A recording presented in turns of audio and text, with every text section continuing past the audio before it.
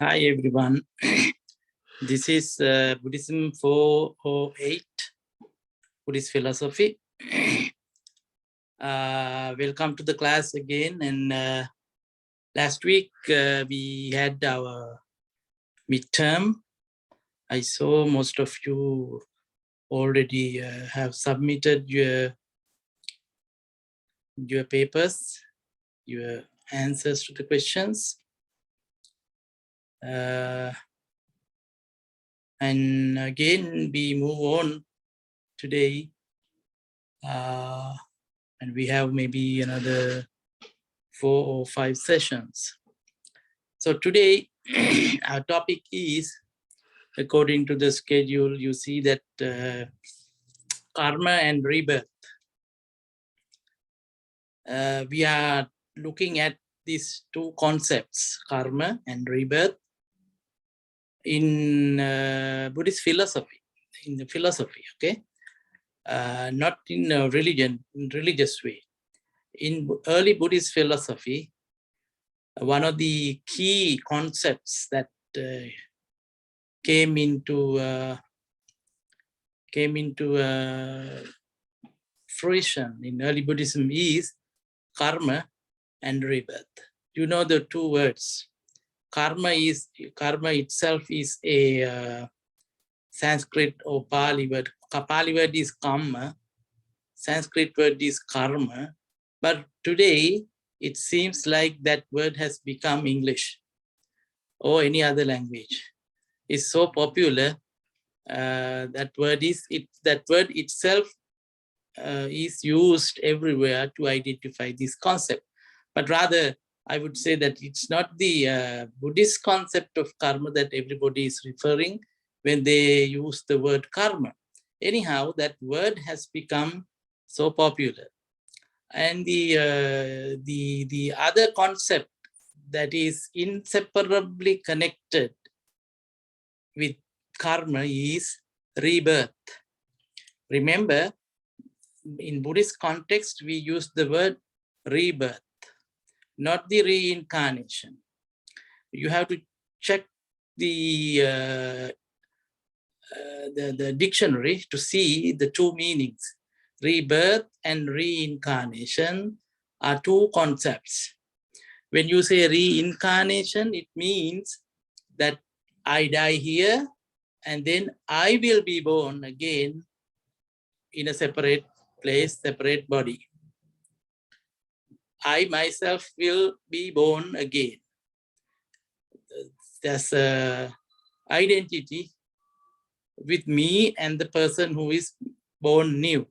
That's called reincarnation. I will be born in another body. That's reincarnation. But rebirth is totally different. Rebirth could happen, I die here, but the cause of my life here will generate another life somewhere. Somewhere. You cannot say exactly the same person goes from here to there, but my life here will be a cause to generate, to give rise to another life somewhere. So that is rebirth. So Buddhism talks about rebirth. If you talk about reincarnation, leaving this body, you will be born again. That means that there is a self continuing from this life to the next. And throughout the continuity of samsara, or the cycle of birth and death, you are transmigrating as self. But in Buddhism, that theory, that idea is rejected. So anyway, during the time of the Buddha, before Buddha came into existence in India in the 6th century BCE, in Indian context, Indian background, there were many theories, many beliefs with regards to karma. Some people said that your karma, you have to suffer. You have to not suffer. You have to, if you have done some karma, you have to face the music. You have to face the results. You have to enjoy the results of your karma. There is no way for you to escape from your karma. So that was one of the theories at that time. And then again, another one was in India at that time, there were Upanishad. Upanishad is a group of philosophers. They believe that karma is a kind of agent. Karma is an agent, a person who controls you, something that controls you. Karma is like something like that. If you do something, that will be that action will control you. It's kind of agent. That kind of idea was there. And at the same time, there were some philosophers saying that there is no efficacy in the karma. No, you cannot say that karma does play an important role in your life. No, no matter what, everything happens according to the natural law. Karma has nothing to do with your life. Those people were called materialistic. They were barely focusing on the materialistic side of life. They rejected all kinds of moral responsibility. That's why they said that karma has nothing to do with your life. Whatever you do is your task, but that will not give you any results. You don't have to suffer based on your bad karma, or you don't have to be happy about whatever the good things that you have done. No, there's nothing to do with it. It does not determine the way you live in this world. What determines your life is natural law, according to them, which has some meaning actually. But anyway, Buddhism rejects these ideas, and Buddhism says, if you do something good, if your karma will be a defining factor in your life, but that is not the only factor deciding or defining your life. Among other conditions, karma is also one of them.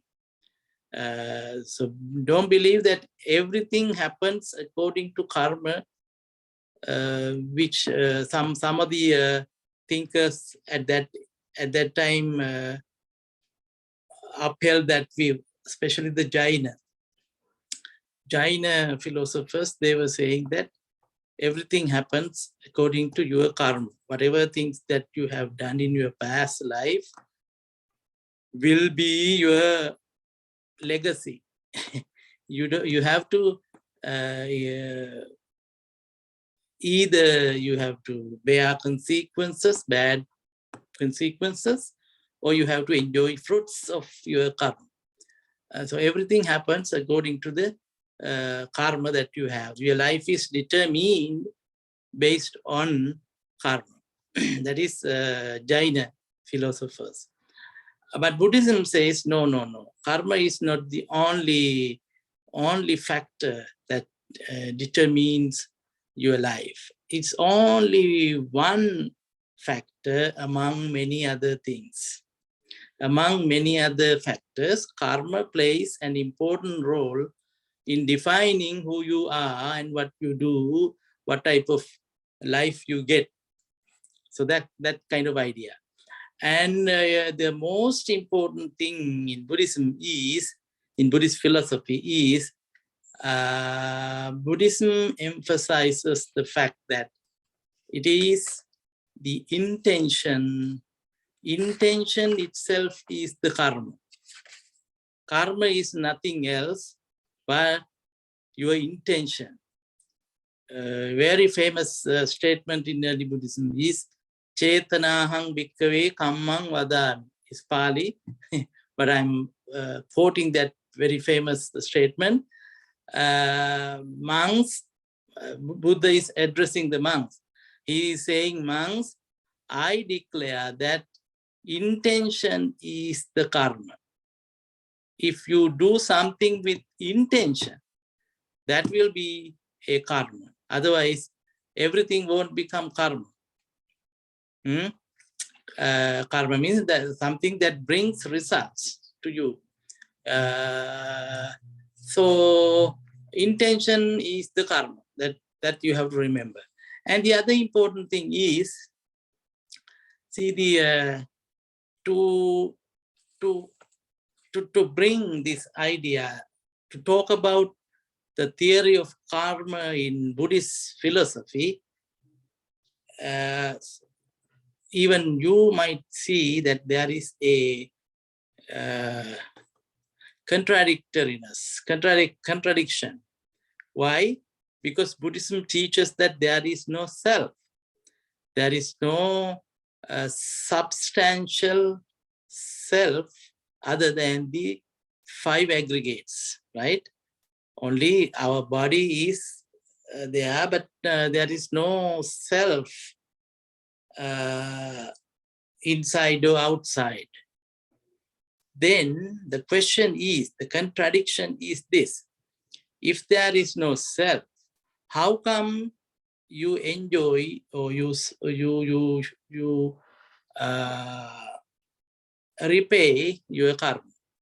How come karma be a defining factor when there is no self? Without teaching a permanent self, it is very hard to teach the karma. Understand? If you believe that there is permanent self, then it's very easy for you to teach about karma, because there is self. If you do something wrong, you will get punished or rewarded or whatever, based on good and bad. But when there is no self, Buddhism teaches that there is no permanent self. Then who is doing karma and who reaps results? Think about this thing. It's quite contradictory. But Buddhism says, no, it's not contradiction. And I was teaching you before, we were discussing about the extrasensory perception. Usually we perceive things based on our senses, right? 5 senses. And Buddhism talks about another perception, which is called extrasensory. Going beyond our senses, you can perceive certain things. By developing your mind for a long time, like yogic exercises or meditation, something like that, you can develop that capability, that ability. It is called extrasensory perception. So Buddhism teaches these things about karma and rebirth based on that extrasensory perception. The Buddha and his great disciples, they verified these things through extrasensory perception. We do not have those things, so we have to believe it. It's just like, you know, when you learn science, you read scientific text, science in the text, and they talk about certain things, certain theories in science. But have you verified them yourself? No, you haven't verified yourself. Certain scientists, they have proved that such thing happens when the sun falls on the leaves of the tree. The leaves of the tree can produce food for itself, for themselves. just like that. Photosynthesis, right? You haven't done that test, but you believe that. In the same way, Buddha and the disciple, they have seen karma and rebirth happening in people's life. How? Through their extrasensory perception, through their, what do you call that, superhuman capacity. And if you have that capacity, then you can also verify that thing. That is what the Buddha says. So karma and rebirth, we have to understand in that context. We need that help to understand this thing. So karma in early Buddhism, it plays a vital role. It is a moral responsibility. When you are talking about moral responsibility, that means that if you do something, you have to be responsible about that thing. You will be either rewarded or punished based on your action. Karma is actually action, volitional action. That's why I said intention is very important. Volitional action is karma in Buddhist philosophy. Not just, see now, just I touch my face here. That's not karma. It naturally happens. Karma is intention. With intention, if you do something, then that has the capacity to bring you results. So intention is karma. Volitional actions, in other words. And then how come rebirth takes place? What is the relationship between karma and rebirth? Very important thing is our rebirth is determined according to our karma. If you have lived a good moral life in this life, chances are that you may get a better life next time, because of the results of your behavior, results of your volitional actions will cause you to get good life, happy life, right? It's cause and effect again. Based on the good here, you will get good in next life. When I use the word you, if you don't believe that you here and you in next life exactly the same. You here will cause, it will be a cause to generate another you in next life, something like that.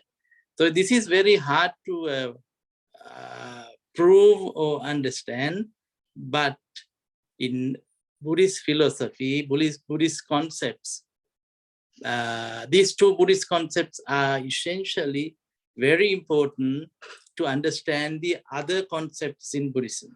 That is why karma and rebirth are taken as core teachings in Buddhism. Now, we have been looking at some other core teachings before too.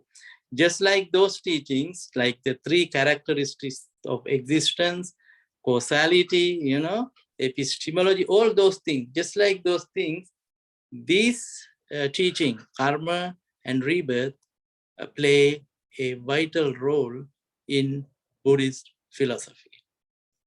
So in later Buddhism, of course, they developed these concepts into, very big things, but we are not going to pay attention to those things. Basically, you need to understand what these two concepts are and how important these two concepts in Buddhist philosophy. Okay, so if you need further explanation on this thing, please read the chapter on your book, Karma and Rebirth. You can expand your understanding, your knowledge, and be ready for the You can talk more about these things by reading the chapter. Okay. With that, I wind up for today. And thank you very much. And if you have questions, please feel free to email me. Okay. Thank you.